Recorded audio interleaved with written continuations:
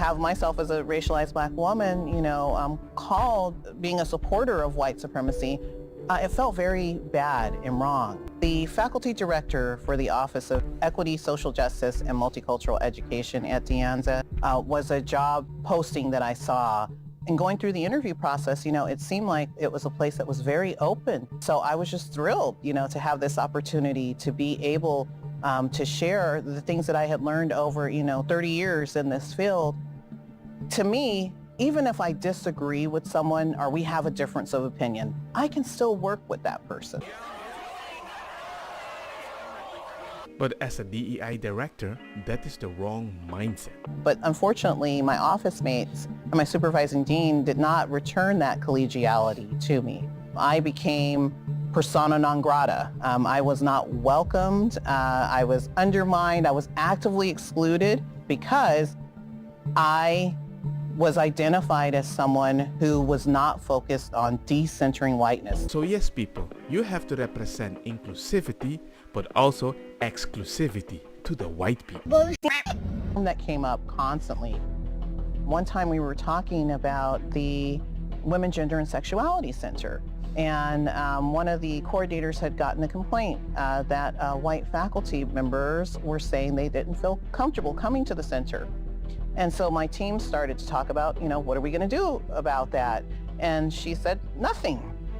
She said, we haven't made this space for white people. It's for people of color. I don't even need to add commentary. It speaks by itself. All right, first off, you're fired. We were operating differently and had different approaches, and my approach wasn't allowed to coexist with the approach that was preferred by a small but vocal group of individuals. But is being right more important than friendship?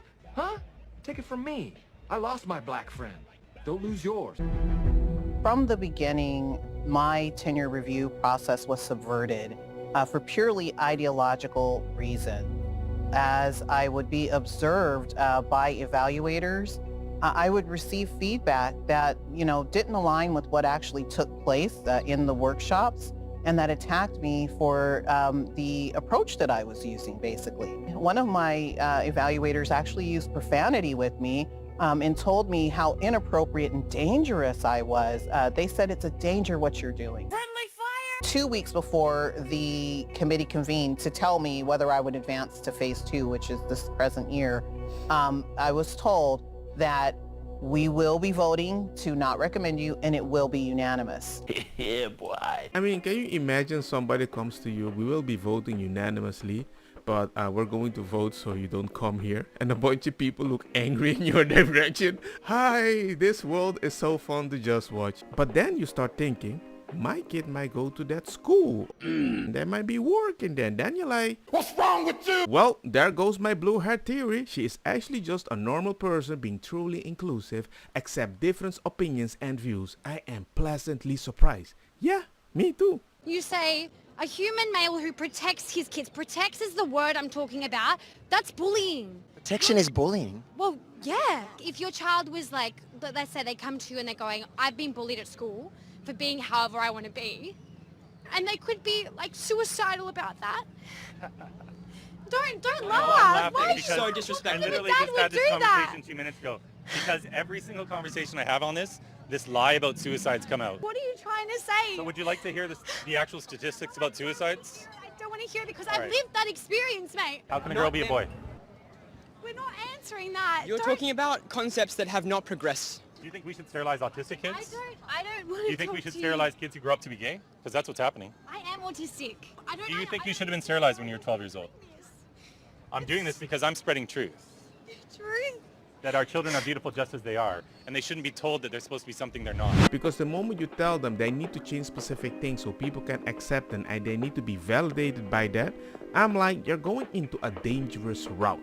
Especially when all the changes that you suggest them to change is permanent. I'm just surprised that when I try to protect my kid and help them with their confidence, somebody would tell me, hey, that's bullying. What do you think about hood dudes? I think hood dudes don't have emotional intelligence. They're just excessively feminine men that mask the fact that they're tough as being hood. Because very, very masculine men don't need to react like crash outs. You don't gotta go to jail because somebody looked at you the wrong way. You got a lot of pent up energy that you might need some therapy for. You're not big and tough. Being big and tough is being able to take care of your family, making sure that kids are taken care of. Ain't nothing cool about being hood. You can't give me no excuse about you growing up in an impoverished community. I grew up in a third world country and I came to America and became successful. So I don't want to here. In all honesty, he's right.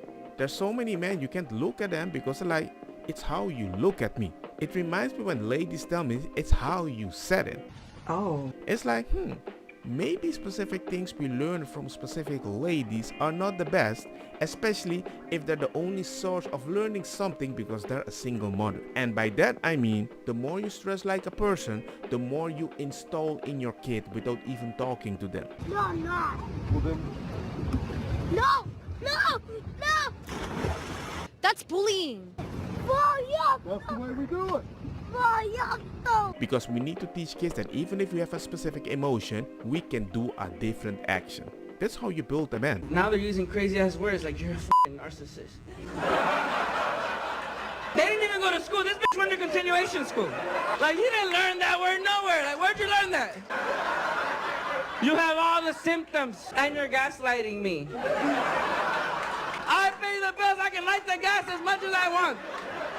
Certain people just want to win the battle and they can just use certain words to win the battle. But now you can just be a confident man, and if they don't like you, you're a narcissist. Are you going to address the scamming accusations? This is what they're referencing. You said, quote, I know guys when they're lonely and when they don't have a good family situation, they're vulnerable. So I just know what kind of people to target. I'll ask them how's life and let them open up. And when they open up, that's when I know that I can take something from them. The woman being recorded, I guess this is you, admitted to scamming at least 7 men, including one with a disability. No. One allegedly gave her his life savings of more than $30,000 after she said she had a growth in her kidney. No, it's not true. Are you sure? Well, there's a recording of it, apparently. But that was from like 3 years ago. I was just in a very bad place. Wait, so it's not true, or it happened 3 years ago? I was just going through a mental breakdown. I was going through a lot of things in life. After that, I went for therapy, and I'm in a better place now. So I didn't say those things like I mean it at all. Oh. So she was a narcissist. But what would you say to an audio recording of I know what kind of people to target when they open up, that's when I know I can take something from them? How could I misconstrue that? I'm literally going to the fucking gym not because I want to, but because I'm tired of being fucking fat. And it's okay to be real with yourself sometimes. Like, I feel like that works so much more than me being like, oh my god, I want to go do cardio right now, and like I want to sweat and I want to be so healthy. Bitch, no, I just don't want to be fat. Like, and I'm not even fat like that, but like, I just don't want my little ass popping out of my jeans, okay? Hey man, I had this body and now I'm a little chubby. I'll work out today. Don't you snatch that from her. Don't do that again. Yeah, knock it down. Tear it up. Yep, and step on it. And Karen's just gonna have to deal with it. The fuck? Yep, knock all of it down. Good girl. Is she teaching her daughter to be a narcissist or an independent woman? Because I think this might be the daughter in the future. What a guy, bro. I'm gonna punch somebody in the face. And suddenly, they're going to blame white people for what they did to their ancestor. I'm like, maybe we need to blame the parents for what they're doing to their child. So before this flesh-eating bacteria took over my body and life, this is actually what I used to look like. I have always had such a passion for fitness and outdoors, traveling, and I love showing off the body that I worked so hard for. But then after this one small mistake, my life changed forever. I had flesh bursting open and eating itself throughout my entire upper body and was actually in the hospital from May 2021 until September 2021, and then on home health for another year plus and 6 hours of daily IV infusions. I really tried only filming on my positive days, but as you can see, even with hundreds of open sores, I still tried my best to exercise and love my body despite this incredibly painful situation. I really cannot show you guys how gruesome it actually got because my videos will be taken down, but as you can see, I did not even look like the same person.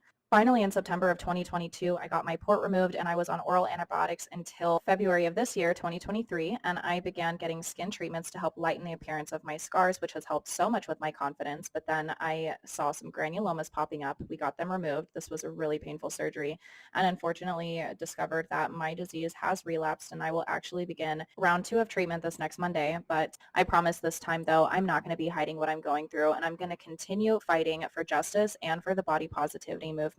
I know that in sharing my story and vulnerability, I can share resilience and persistence and what a fighter's mindset looks like, and most importantly, prove to everyone that it is possible to find faith and hope and happiness in even the worst imaginable situations. So thank you to everyone who has supported me in my mission and in me sharing my story. And that is why I think it's not fair when you want to compare it to this. I really don't know what's gotten into me recently. I do have a problem when people make videos related to body positivity as if it's not an issue. This is the thing I hear from all women nowadays. Where are all the masculine men?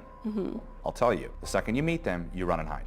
Because they don't want to sacrifice a part within themselves, so that would require them to show up. Men are not willing to give up their commitment for somebody that is still committed to other things. And women need to really understand that, is that it's not easy to be with a real man. Most women say they want a high-value alpha male. They don't. They've been trained to want men that lie to their face. And that needs to be challenged. And that is something I told my wife. I will never lie to you, because I'm not going to pretend I'm Batman because officially I'm Spider-Man. But suddenly when I try to want to relax and it turned a little into Spider-Man. It's like, you're a f***ing narcissist. You saw me outside or on Fox News, or maybe I teach your kid. My question is very simple. What does woke mean? Yes, I am the TikTok lady. Okay. What does woke mean? Woke is rooted in Marxism, and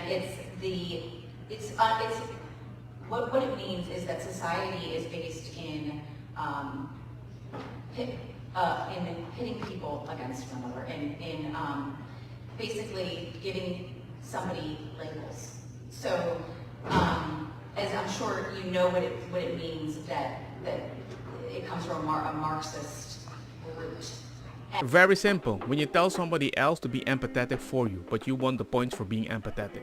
Very simple. Hug, motherfuckers! You want an example? People that want immigration usually do not live around the people that are receiving those people immigrating. And if the crime goes up, you will always blame the people where they're living, that you forced them, because hey, you don't make them feel acceptable. So their reaction is justified. Don't get me wrong, makosa kita bong. Put the fire na mi blonde, kush, hash, purple, skunk, criollo, colombici, jam, jam, durlo, que ta, verdetta, welcome.